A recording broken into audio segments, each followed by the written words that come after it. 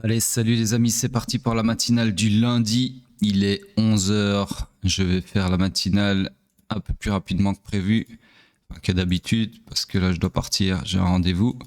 Donc on commence directement par Bitcoin sur le daily, toujours pareil, d'accord. Tout est fully aligned à la hausse, on est toujours dans mon scénario en bleu ici présent et rien d'autre à dire, d'accord. Laissez-moi juste cacher ceci qui n'appartient pas au daily.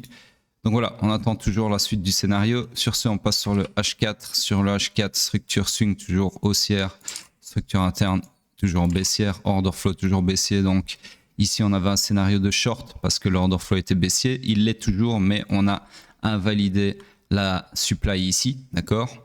Donc le fait qu'on ait invalidé cette supply n'annule pas plutôt, n'invalide pas mon scénario baissier ici, puisque l'order flow est toujours baissier, d'accord. D'ailleurs, ce qu'on peut observer, c'est que, c'est bon, regardez que je dise pas de bêtises, ouais. En fait, on a réagi, rejeté d'un autre supply qui était un peu plus haut ici, d'accord. Donc voilà, on est toujours dans ce scénario en bleu, c'est juste que le prix, au lieu de rejeter sur le supply que je viens de déplacer, eh bien, il a rejeté sur le supply précédent. Sur ce, laissez-moi cacher ceci, hop, et on passe sur le M15. Donc en gros, ici, on s'attend toujours à la target, là, ok. M15, hop. Donc sur le M15, toujours dans la même structure, swing baissière que j'agrandis comme ceci. Structure interne, alors, plusieurs choses d'abord. Attendez, je vais d'abord mettre la structure interne à jour. Donc elle s'est perpétuée à la hausse ici, comme ceci. Ensuite, encore une fois, ici à la hausse, comme ceci, et on est toujours dedans, d'accord. Donc hier, si vous vous souvenez bien, je vous parlais de Relative Equal Low ici et de bas de la session asiatique qui devait être supé. Au final, c'est exactement ce qu'on a fait. On est venu supé cette poche de liquidité avant d'alimenter un mouvement haussier, d'accord. Donc ceci, j'efface. Donc tout ça pour dire que structure swing baissière, structure interne haussière et order flow. Il est où mon order flow? Toujours haussier ici en bas, d'accord. Donc là, nous sommes techniquement, structurellement dans le high run initial du swing pullback. On cherche des longs par rapport à l'order flow qui est haussier. Donc le POI le plus proche du price action pour chercher des longs, ça serait celui-ci. Sauf que, c'est moins juste. Hop. Allez, putain. Hop. Décidément, il veut pas leur zoomer ça. Voilà.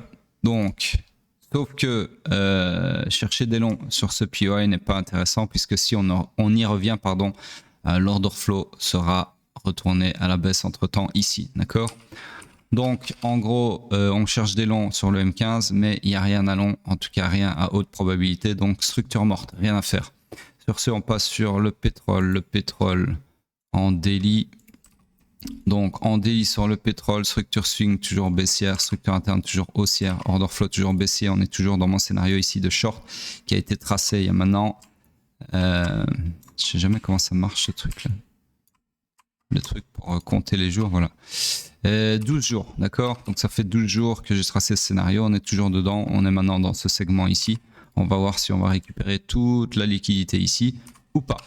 Sur ce, on passe sur le H4. Sur le H4, ici, structure swing toujours baissière, structure interne, il n'y en a pas. Order flow toujours haussier, donc on est toujours dans le swing pullback, d'accord. On cherche des longs par rapport à mon scénario que j'ai tracé hier, je pense. C'était quand? Le 3? Non, il y a 4 jours. Donc il y a 4 jours, d'accord, juste après qu'on ait retourné l'order flow à la hausse ici, je vous ai tracé ce scénario en bleu et pour le moment, il est en train de se réaliser. Donc ici, rappelez-vous, on a deux scénarios opposés. On a le H4 qui devrait faire ça, mais on a le daily qui devrait faire ça, d'accord. Donc on va voir lequel va l'emporter. Est-ce que le H4 va l'emporter sur son supérieur hiérarchique, à savoir le daily, ou bien est-ce que la hiérarchie des time frames va l'emporter et c'est le daily qui va accomplir son scénario. Mystère et boule de gomme.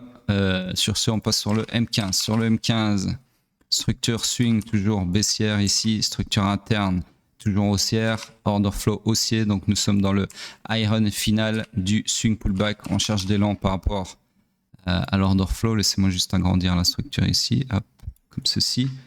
Donc, dernier POI en date, le plus proche du price action est confirmé pour chercher des longs. Ça serait techniquement celui-ci. Mais bon, c'est un POI qui est vraiment microscopique. Donc en général, j'aime pas trop chercher des trades là-dessus, parce que souvent ils ne tiennent pas. Mais voilà, techniquement, il est tout à fait valide de chercher des longs là-dessus, d'accord. Mais personnellement, j'attendrais plutôt un long ici si j'étais vous, puisque c'est un POI quand même plus intéressant en termes d'amplitude, d'accord. Voilà, en tout cas, les deux sont valides dans tous les cas. Et sur ce, on passe sur Hype. Hype ici, hop, en daily, tac. Donc sur Hype, toujours pareil, toujours jusqu'à preuve du contraire dans mon scénario en bleu ici, puisque l'order flow est toujours en baissier. Je vous renvoie en matinale précédente pour comprendre pourquoi. Et on passe sur le H4. Sur le H4, structure swing baissière, structure interne toujours haussière ici, order flow baissier. Donc on est toujours dans le high pullback qui peut aller maximum jusqu'au low protégé du swing pullback. Donc on cherche toujours des shorts. Et il y a 3 jours, je vous avais tracé ce scénario en bleu ici, d'accord. Donc pour le moment, on a atteint la target du scénario puisque c'était une mitigation de la demande ici, mitigation qu'on a eu ici, d'accord. Sauf que entre temps, on n'a pas fait de mitigation de mon supply, mais ça c'est pas très grave. Mais surtout, on a toujours un order flow baissier, d'accord. Donc tout ça pour dire que ce scénario reste valide puisque on pourrait très bien aller taper, on vient de le faire là en fait il y a quelques heures. Donc maintenant on a eu ce segment là, enfin cette étape là de mon scénario, puisqu'on est venu taper sur le distal de ma supply H4 et donc là maintenant on pourrait très bien accomplir le scénario comme si de rien n'était, d'accord. Donc c'est un cas assez rare où en fait le scénario demeure toujours valide malgré que la target ait été atteinte, d'accord, entre temps.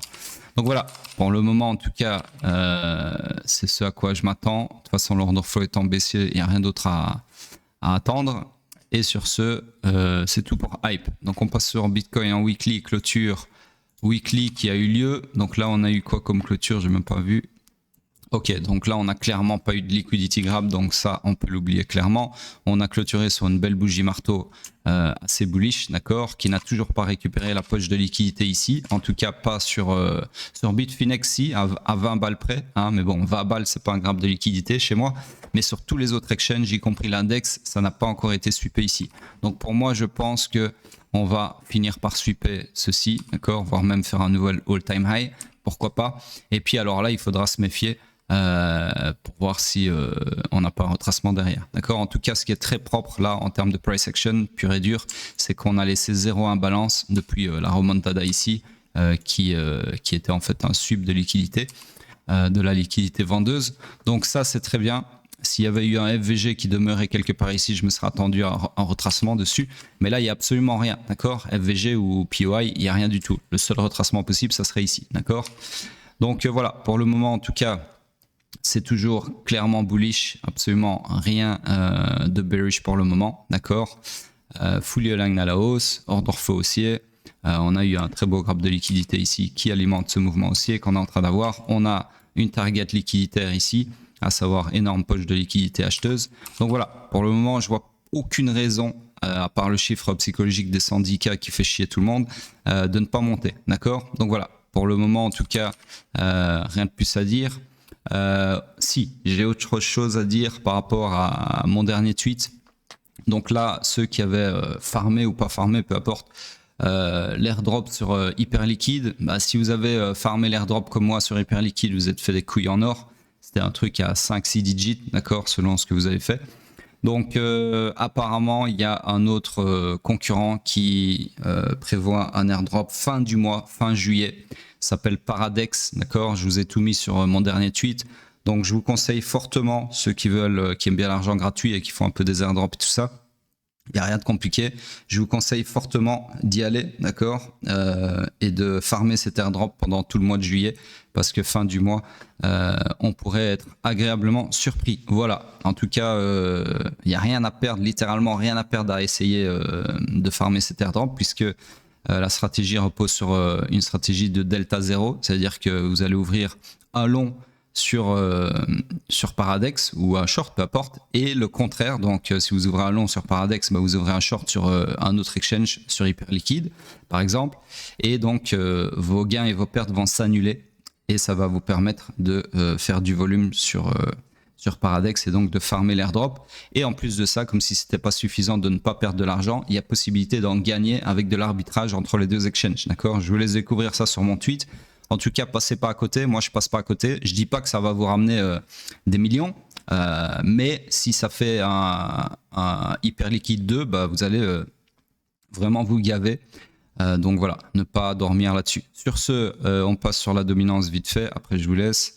Dominance, rien à dire pour le moment. Donc voilà, sur ce, laissez vos commentaires. Si vous avez des questions, n'hésitez pas. Et surtout, retweetez le tweet annonciateur de la matinale. Sur ce, à plus tard.